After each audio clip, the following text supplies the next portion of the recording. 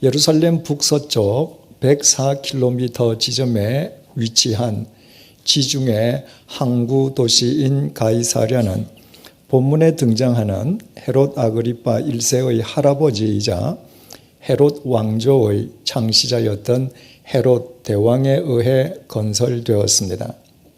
헤롯 대왕은 본래 스트라톤이라고 불리던 이곳의 자연적 한계를 뛰어넘어 대대적인 공사를 벌였습니다. 헤롯 대왕은 항구의 규모를 확장하기 위해서 수심이 36.6m에 달하는 그 바다 속에 돌들을 넣어 바다를 메웠습니다. 지금도 그 바다 속에서 확인할 수 있는 돌들 가운데에 큰 돌들은 가로 15m에 세로 3m, 높이가 2.7m에 달하는 거대한 돌들입니다. 그 돌들로 메워 축조된 항구의 길이는 무려 61m에 달했습니다. 12년에 걸친 대장정 역사 끝에 주전 10년경에 완공된 그 항구 도시에는 수로, 극장, 원형 경기장 등이 갖추어진 대규모의 신도시였습니다.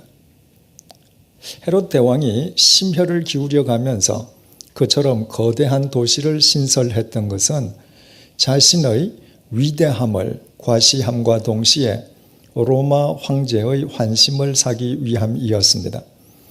그래서 헤롯 대왕은 자신이 신설한 그 항구 도시에 로마 황제의 칭호인 카이사르를 붙여서 가이사랴라고 명명했습니다. 그 이후에 가이사랴는 팔레스타인 지역 내에서 로마 제국의 행정 중심 도시가 되었고 로마 총독의 관저 역시 그곳에 자리 잡게 되었습니다. 헤롯 대왕이 가이사랴를 신설했기에 그곳에 헤롯의 왕궁도 세워졌음은 두말할 나위가 없습니다. 당시 로마 제국 내에는 로마 황제의 칭호나 이름이 붙어있는 도시가 적지 않았습니다. 그러나 아무 도시에나 로마 황제의 칭호나 이름을 붙일 수 있는 것은 아니었습니다. 그것이 가능하기 위해서는 도시의 규모가 반드시 일정 규모 이상이어야만 했고 또 도시 한가운데나 주요 지점에 반드시 로마 황제의 신전이 자리 잡고 있어야만 했습니다. 따라서 헤롯 대왕이 심혈을 기울여서 신설한 그 항구 도시의 이름을 가이사랴라고 명명했다고 하는 것은 바로 그 도시 한가운데에 황제의 신전이 자리 잡고 있었음을 의미합니다. 이를테면 가이사랴는 신으로 군림하는 황제가 인간의 경배를 받으면서 황제의 논리가 인간을 압도하는 황제의 도시였습니다. 황제는 인간 욕망의 대명사로서 자신이 욕망하는 바를 위해서는 수단과 방법을 가리지 않는 사람입니다. 바로 그 황제의 칭호로 불리워진 가이사랴는 그러므로 스스로 하나님이 되어 자기 욕망만을 삶의 유일한 목적으로 삼는 인간들이 모인 욕망의 도시였습니다. 오늘의 본문은 바로 그 욕망의 도시인 가이사랴로 내려간 헤롯 아그리파 1세에게 어떤 일이 있었는지를 우리에게 밝혀주고 있습니다. 예루살렘 왕궁에 있던 헤롯 아그리파 1세가 왜 갑자기 가이사랴로 내려갔는지에 대해서는 로마의 역사가 요세푸스가 상세하게 설명해주고 있습니다. 그가 기록한 유대 고대사에 의하면 그때 헤롯 아그리파 1세는 영국 원정에서 승리하고 돌아온 글라우디오 황제를 축하하기 위한 축제에 참석하러 가이사랴로 내려갔습니다. 헤롯 아그리파 1세 자신이 로마 황제에 의해 임명된 분봉왕이었기에 로마 황제를 축하하는 축제를 개최하고 참석하는 것은 그의 주요 업무 가운데 하나였습니다. 본문 20절을 보시겠습니다. 헤롯이 두로와 시돈 사람들을 대단히 노여워하니 그들의 지방이 왕국에서 나는 양식을 먹는 까닭에 한마음으로 그에게 나아와 왕의 침소 맡은 신하 블라스도를 설득하여 화목하기를 청한지라. 지중해 북쪽 연안에 자리 잡고 있는 페니키아의 시돈과 두로는 무역 항구 도시였던 터라 그곳에 사는 주민들은 어쩔 수 없이 양식을 전적으로 이스라엘에 의존하면서 살았습니다. 그런데 어찌된 영문인지 느닷없이 두로와 시돈 사람에게 적개심을 품게 된 헤롯이 갑자기 그 지방에 대한 양식 공급을 중단해버리고 말았습니다. 하루아침에 식량난의 위기에 봉착하게 된 시돈과 두로의 지도자들은 헤롯 왕궁의 내실 집사였던 블라스도를 매수해서 헤롯 왕과의 관계를 회복하려고 안간 힘을 썼습니다. 그 와중에 헤롯은 글라우디오 황제를 위한 축제에 참석하기 위해서 시돈과 두로에서 가까운 가이사랴로 내려갔고 그 정보는 블라스도를 통해서 시돈과 두로 사람들에게 즉각 전달되었습니다. 본문 21절에서 23절을 보시겠습니다. 헤롯이 나를 택하여 왕복을 입고 단상에 앉아 백성에게 연설하니 백성들이 크게 부르되 이것은 신의 소리요 사람의 소리가 아니라 하거늘 헤롯이 영광을 하나님께로 돌리지 아니하므로 주의 사자가 곧 친히 벌레에게 먹혀 죽으니라. 헤롯이 나를 택하여 왕복을 입고 위엄을 갖추어 군중들 앞에서 일장 연설을 했습니다. 그때 군중들이 헤롯을 향해 열광적으로 환호와 찬사를 보내었습니다. 당신의 말은 사람의 말이 아니라 하나님의 소리라고 그를 칭송했던 것입니다. 그들 대부분은 두로와 시돈에서 동원된 박수부대였기에 그들의 말에 진실이 담겨 있을 리가 없었습니다. 그럼에도 불구하고 헤롯은 자신을 하나님이라 칭송하는 그들의 환호와 찬사를 당연하다는 듯이 즐겼습니다. 헤롯의 안중에는 하나님이 없었습니다. 아니, 그 자신이 이미 하나님의 자리에 앉아 하나님이 되어 있었습니다. 그러나 그 결과는 너무나도 비참했습니다. 스스로 하나님이 되어 있는 헤롯을 하나님의 사자가 치심해 그는 곧 벌레에 먹혀 죽어버리고 말았습니다. 우리말 벌레라고 번역된 헬라어 스콜렉스는 성경을 통틀어서 본문에 단 한 번 사용된 단어인데 오늘날의 용어로 세균이라고 이해하면 되겠습니다. 이를테면 헤롯은 급성 세균 감염으로 죽어버리고 말았습니다. 이미 언급해드린 로마의 역사가 요세푸스의 유대 고대사는 이때의 상황을 훨씬 더 상세하게 전해주고 있습니다.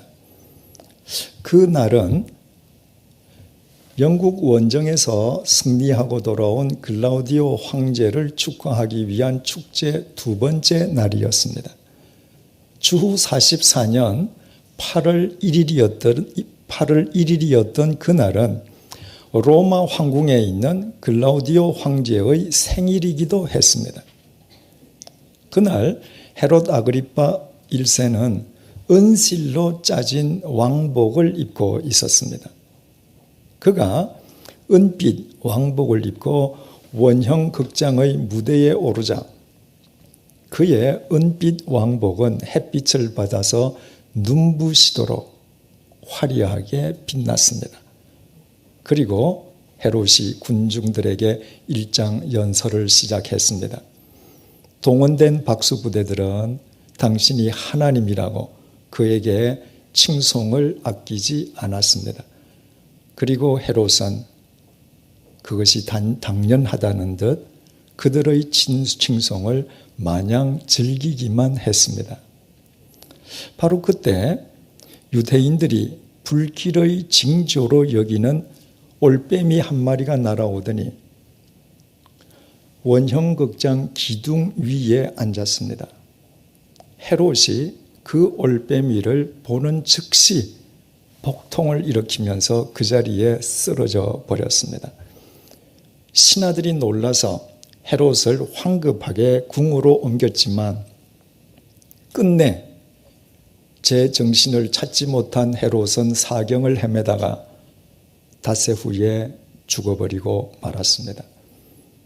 이처럼 헤롯 아그리파 1세의 최후에 대한 본문의 기록과 로마의 역사가 요세푸스의 기록은 큰 줄기에서 일치하고 있습니다. 우리는 사도행전 12장은 헤롯 아그리파 1세가 무자비하게 권력을 휘두르는 것으로부터 시작되고 있음을 살펴보았습니다. 때는 무교절 즈음이었습니다. 무교절은 이집트의 노예살이에서 해방된 것을 기념하기 위해서 유월절을 포함해서 일주일 동안 계속되는 절기로서 옛 조상들의 고난을 되새기는 의미에서 누룩 없는 떡을 먹는다는 뜻에서 무교절로 불리어졌습니다. 해마다 무교절이 가까워지면 예루살렘 성전을 찾아서 예루살렘 성전에서 유월절 제사를 드리기 원하는 유대인들이 온 사방에서 예루살렘으로 모여들었는데 그 숫자가 무려 100만 명 이상이었습니다.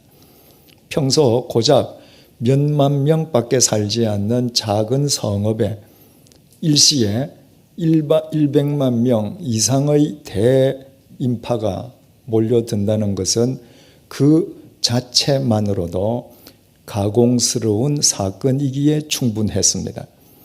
그래서 예루살렘의 통치자들은 매해 무교절이 가까워 오면 예루살렘에서 밀란이 일어날 것을 가장 크게 두려워했습니다.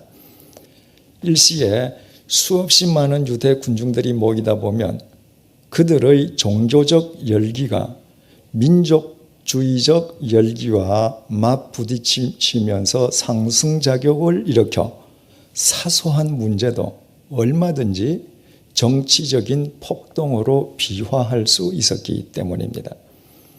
예수님을 신문했던 빌라도 총독이 예수님의 무죄를 확신하였음에도 불구하고 예수님을 십자가에 못 박아 죽이라는 유대인들의 함성에 굴복해서 예수님을 처형하도록 내어준 것도 바로 그날 밤부터 무교절이 시작되었기 때문입니다. 그때 온 예루살렘에는 이미 사방에서부터 예루살렘을 찾은 유대인들이 가득 차 있었기에 행여 그 대군중들에 의해 폭동이 일어날 경우 자신의 군대로는 도저히 진압할 수가 없었기 때문입니다. 본문의 헤롯 아그리파 1세 역시 예외일 수 없었습니다. 그는 무교절을 앞두고 예루살렘으로 모여드는 대인파를 보면서 그 역시 밀란이 일어날 것을 우려하지 않을 수 없었습니다. 그 자신이 정통 유대인이 아닌 이두메인이었기에 거대한 유대 군중들이 한자리에 모이다 보면 이방인인 자기 자신에 대한 반란은 언제든지 일어날 수 있었기 때문입니다. 그래서 헤롯은 혹 일어날지도 모를 폭동을 사전에 방지하기 위하여 유대인들의 마음을 미리 사둘 필요가 있었습니다. 그 필요에 의한 충족이 우리가 잘 알고 있다시피 사도 야고보에 대한 참수형으로 나타났습니다.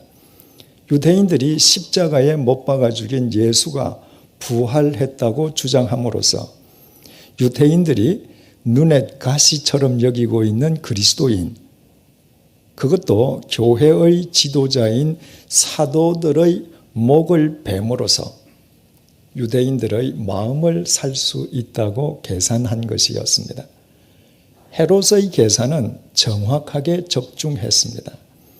야고보 사도가 참수형을 당한 것을 보고 유대인들은 더없이 기뻐했습니다. 헤롯은 교회의 우두머리 격이었던 베드로마저 투옥시켜버렸습니다.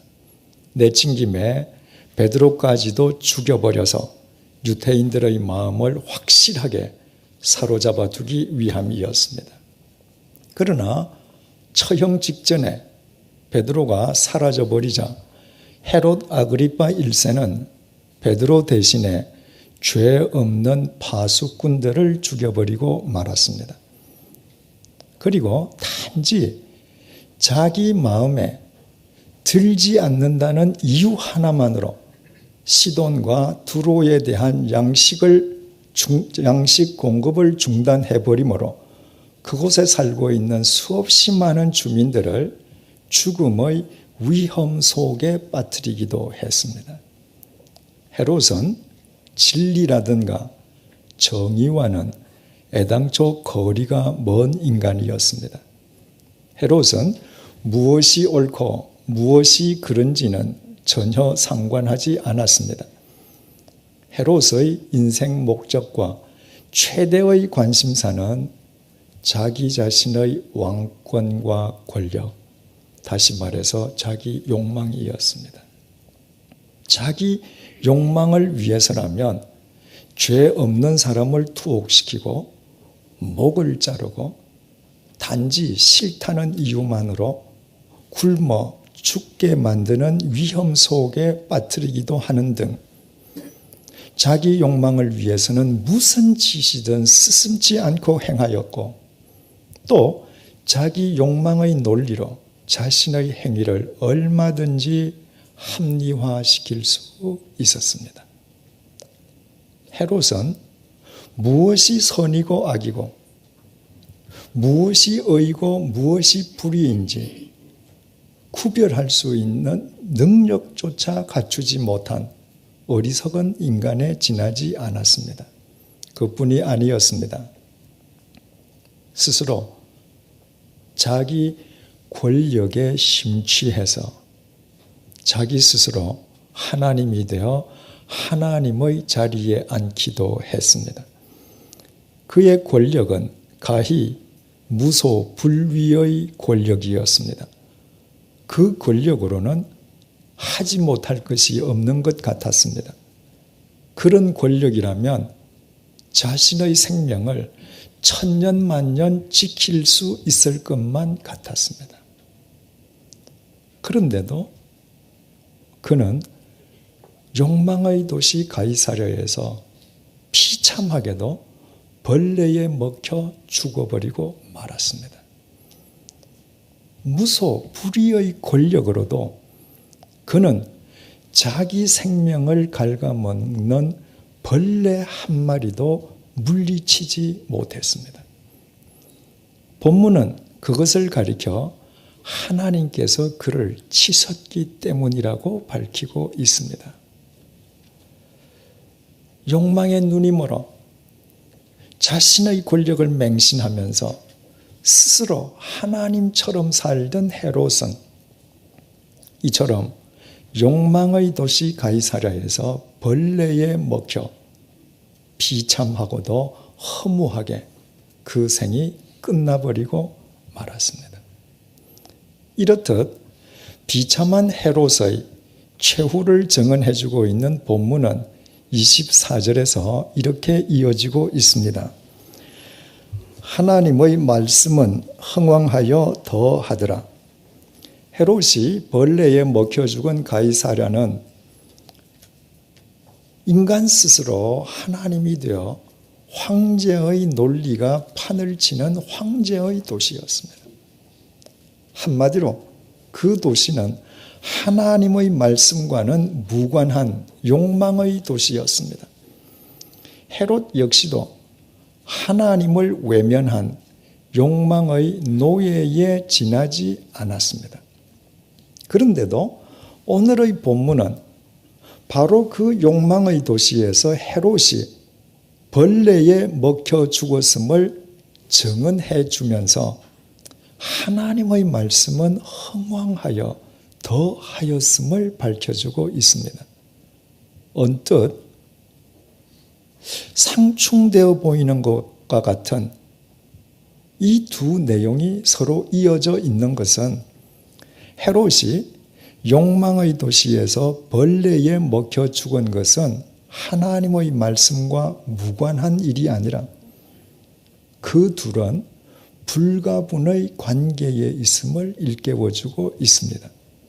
다시 말씀드리면 욕망의 눈이 멀어 스스로 하나님이 되어 욕망만을 쫓아 살다가 욕망의 도시에서 헤롯이 벌레에 먹혀 죽은 것은 바로 하나님의 말씀으로 인함이라는 것입니다. 이것이 정확하게 무엇을 의미하는지는 하나님의 말씀을 확인하면 절로 알 수 있습니다. 갈라디아서 6장 7절에서 8절 말씀입니다. 스스로 속이지 말라. 하나님은 업신여김을 받지 아니하시나니 사람이 무엇으로 심든지 그대로 거두리라. 자기의 육체를 위하여 심는 자는 육체로부터 썩어질 것을 거두고 성령을 위하여 심는 자는 성령으로부터 영생을 거두리라. 대부분의 사람들은 자기 자신을 속이면서 살아가고 있습니다. 오직 욕망의 눈이 멀어서 욕망을 쫓아 살면서도 자기 삶의 열매는 영원한 것이 거두어지리라고 스스로 속이면서 사는 것입니다. 그러나 그것은 곧 하나님을 업신여기는 행위입니다. 그것은 결코 하나님의 법칙이 아니기 때문입니다. 하나님의 법칙은 사람이 무엇으로 심든지 심은 대로 거두게 하시는 것입니다. 그러므로 하나님의 이 말씀만으로도 스스로 하나님이 되어 욕망을 쫓던 헤롯이 욕망의 도시에서 벌레에 먹혀 죽었다는 것이야말로 그 자체가 이미 그의 삶 속에 하나님의 말씀이 성취되었다는 사실을 우리에게 극명하게 보여주고 있습니다.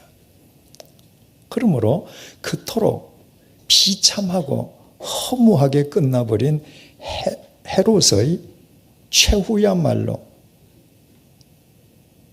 인간 육체의 욕망만을 인생의 목적으로 삼는 삶은 아무리 겉으로 화려해 보여도 하나님의 말씀 앞에서는 실은 구더기라는 벌레의 밥 이상의 의미를 지닐 수 없다는 사실을 우리에게 여실히 보여주고 있습니다. 그뿐이 아닙니다. 사무엘하 2장 30절 하반절 말씀입니다. 나를 존중히 여기는 자를 내가 존중히 여기고 나를 멸시하는 자를 내가 경멸하리라. 하찮은 인간에 지나지 않는 헤롯이 스스로 하나님이 되어 하나님의 자리에 앉은 것은 하나님을 멸시하는 행위였습니다. 그리고 그가 욕망의 도시에서 벌레에 먹혀 비참하게 죽은 것은 하나님께서 그를 경멸하신 결과였습니다. 또 말라기서 4장 1절은 이렇게 증언합니다. 만군의 여호와가 이르노라. 보라, 용광로 불같은 날이 이르리니 교만한 자와 악을 행하는 자는 다 지푸라기 같을 것이라. 그 이르는 날에 그들을 살라 그 뿌리와 가지를 남기지 아니할 것이라. 하나님께서는 스스로 하나님이 되려는 교만한 인간과 자기 욕망을 위해 수단과 방법을 가리지 않는 악한 인간을 마치 용광로의 불이 지푸라기를 흔적도 없이 살라버리듯이 그 뿌리채 쓸어버리시는 하나님이십니다. 그러므로 스스로 하나님이 되어 오직 욕망만을 목적으로 삼다가 욕망의 도시 가이사라에서 헤롯이 벌레에 먹혀 죽어버린 것은 우연한 일이 아니라 바로 그 헤롯에 대한 하나님의 심판이었던 것입니다. 이처럼 헤롯은 철저하게 하나님의 말씀을 외면하고 살았지만 그렇다고 해서 하나님의 말씀마저 헤롯을 외면했던 것은 결코 아니었습니다. 헤롯의 삶 속에서도 하나님의 말씀은 예외 없이 흥왕했습니다. 하나님의 말씀을 믿는 사람과 그 말씀을 외면했던 헤롯 간의 차이가 있다면 하나님의 말씀을 믿는 사람의 삶 속에서 하나님의 말씀은 생명의 말씀으로 흥왕하는 데 반하여 하나님의 말씀을 외면했던 헤롯의 삶 속에서 하나님의 말씀은 저주와 심판의 말씀으로 흥왕했다는 것입니다. 가이사랴는 인간이 신으로 군림하면서 인간의 경배를 받는 황제의 논리가 인간을 압도하는 황제의 도시라고 했습니다. 바꾸어 말씀드리면 가이사랴는 인간 스스로 하나님이 되어 철저하게 욕망만을 뒤쫓는 욕망의 도시라고 했습니다. 그 도시에는 하나님의 말씀이 부재하고 하나님의 말씀이 전혀 통하지 않고 하나님의 말씀이 전혀 영향력을 행사하지 못하는 것처럼 보입니다. 그러나 그것은 인간의 착각일 뿐이었습니다. 바로 그 가이사라에도 하나님의 말씀은 어김없이 흥왕했습니다. 단지 흥왕하신 하나님의 말씀의 의미가 달랐을 뿐입니다. 생각을 해보십시오. 이 세상이 온통 하나님의 말씀에 의해 창조되지 않았습니까? 그렇다면 이 세상 어디에선들 하나님의 말씀이 흥왕하시지 않는 곳이 있을 수 있겠습니까? 단지 차이가 있다면 하나님의 말씀이 생명의 말씀으로 흥왕하냐, 저주와 심판의 말씀으로 흥왕하냐, 이 차이밖에 없습니다. 그리고 그 차이는 전적으로 하나님에 의해 창조된 인간 자신의 삶에 기인합니다. 사랑하는 교우 여러분, 우리가 살고 있는 이 세상이 온통 거대한 가이사랴라고 하는 사실을 알고 계십니까? 배금주의와 과학 만능주의에 사로잡혀 인간 스스로 하나님이 되어 오직 욕망만을 삶의 목적으로 삼고 있는 이 땅은 여지없이 황제의 논리가 인간을 압도하는 황제의 도시, 인간의 욕망만이 판을 치는 욕망의 가이사랴임이 분명합니다. 그 속에서 모든 인간들은 오직 자신의 욕망을 위해 수단과 방법을 가리지 않으면서 살고 있습니다.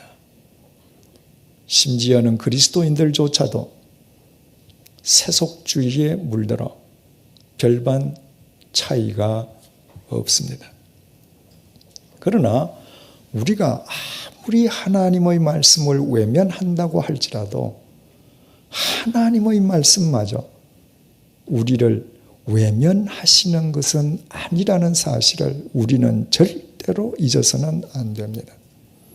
하나님의 말씀은 그 말씀을 경외하든 경외하지 않든 상관없이 이 세상 모든 인간의 삶 속에서 반드시 흥왕하십니다. 그러므로 우리는 선택해야 합니다. 이 거대한 욕망의 도시 가이사랴 속에서 스스로 하나님이 되어 오직 욕망만을 쫓으며 살다가 어느 날 갑자기 공동묘지에서 구덕이라는 벌레의 밥으로 전락할 것인가?